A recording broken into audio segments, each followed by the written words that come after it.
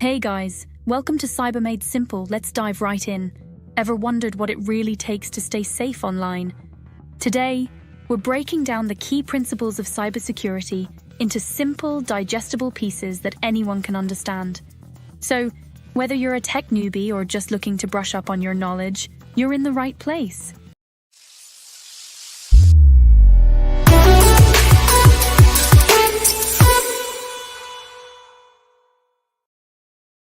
Alright, let's kick things off with the first principle, confidentiality. Imagine you're sending a private message to a friend. You wouldn't want anyone else to read it, right?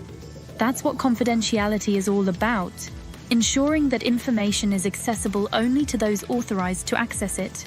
Think of it like locking your diary, only you have the key. Use strong passwords, encryption, and two-factor authentication to keep your data private. Did you know that nearly 60% of people use the same password for multiple accounts? Don't be part of that statistic. Mix it up and stay secure. Confidentiality also involves physical security measures. Consider your laptop or smartphone. Leaving them unattended in public places can be risky. Always lock your devices and be mindful of where you use them.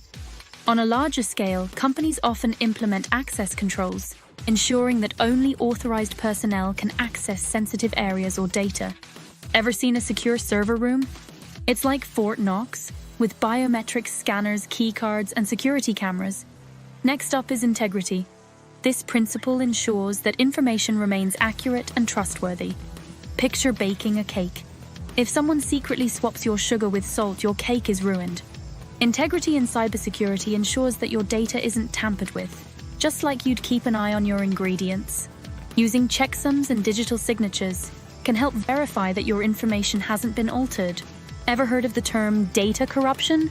It's when information gets damaged or altered. Integrity measures help prevent this and ensure you're working with clean data. Let's dive deeper into data integrity. Imagine you're editing a document collaboratively with colleagues. You need to ensure that everyone sees the same version and that changes are accurately tracked. Version control systems and secure collaboration tools help maintain integrity. In healthcare, maintaining the integrity of patient records is critical. Any alteration can have serious consequences. Hospitals use robust systems to track and secure patient data, ensuring it's accurate and unaltered. Moving on, we have availability. Imagine you're trying to withdraw cash, but the ATM is down. Frustrating, right? Availability means ensuring that your data and systems are accessible when you need them. This is like having a reliable ATM that works whenever you need cash. Regular maintenance, backups, and disaster recovery plans ensure your services are always up and running. Did you know that downtime can cost businesses thousands of dollars per minute? Keeping systems available isn't just convenient, it's crucial for business continuity. To expand on availability, consider online services like Netflix or Spotify.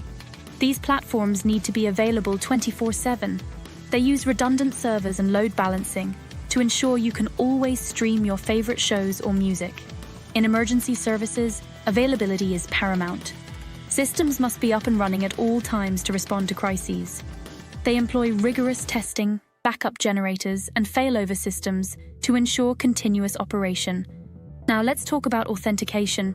Think of this as a bouncer at a club. You need to show your ID to prove you're on the guest list. Authentication verifies who you are before giving you access. Passwords, biometrics, and security tokens are common methods. Remember, the stronger your authentication, the harder it is for imposters to get in. Here's a tip. Enable two-factor authentication, 2FA, on all your accounts. It's an extra layer of security that can make a huge difference. Authentication has evolved significantly. In the past, a simple password might suffice, but now we have multi-factor authentication, MFA, which could include something you know, a password, something you have, a smartphone, and something you are, fingerprint or facial recognition.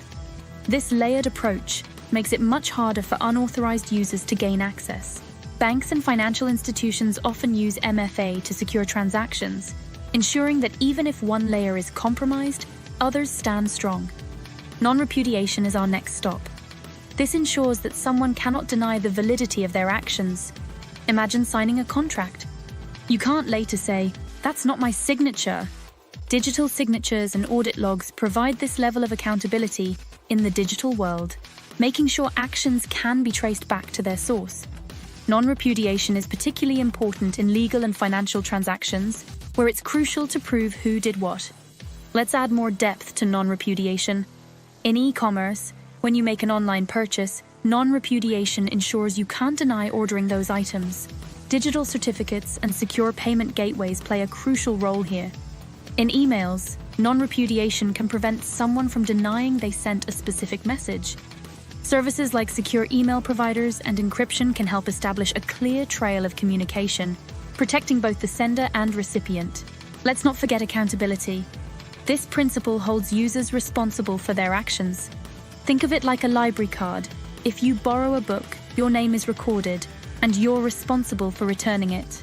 In cybersecurity, logging and monitoring systems help track user activity, ensuring everyone is accountable for what they do. Imagine if every action online left a footprint. Well, with accountability measures, it pretty much does.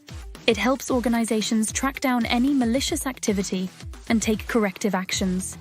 Accountability goes beyond just tracking actions. It also involves implementing policies and procedures that define acceptable use and consequences for violations. In a corporate setting, this might include employee training programs and regular audits to ensure compliance with security policies. Accountability fosters a culture of responsibility and vigilance, encouraging everyone to play their part in maintaining cybersecurity. Finally, we have risk management. Life is full of risks, right? Cybersecurity is no different. This principle is about identifying, assessing, and mitigating risks. It's like having insurance for your car. You identify the potential risks and take steps to protect yourself. Regular risk assessments and a proactive approach help keep threats at bay. Think about the last time you backed up your phone. That's a simple form of risk management. It's all about being prepared for the unexpected. Let's delve deeper into risk management. It involves continuous monitoring of potential threats, analyzing their impact, and implementing strategies to mitigate them. For instance, businesses often conduct vulnerability assessments to identify weak points in their systems. They also create incident response plans to address breaches swiftly and effectively.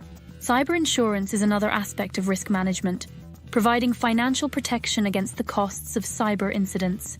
Now let's wrap this up with a few real-life examples. Remember the big Equifax data breach? That happened because of poor risk management and weak security practices. Or how about the WannaCry ransomware attack? It spread because systems weren't up to date.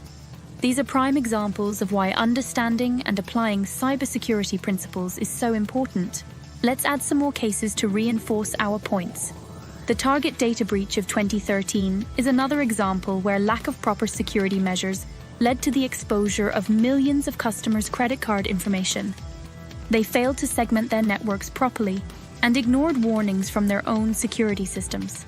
Another notable case is the Yahoo data breaches in 2013 and 2014, where weak encryption and poor security practices resulted in the compromise of all 3 billion user accounts.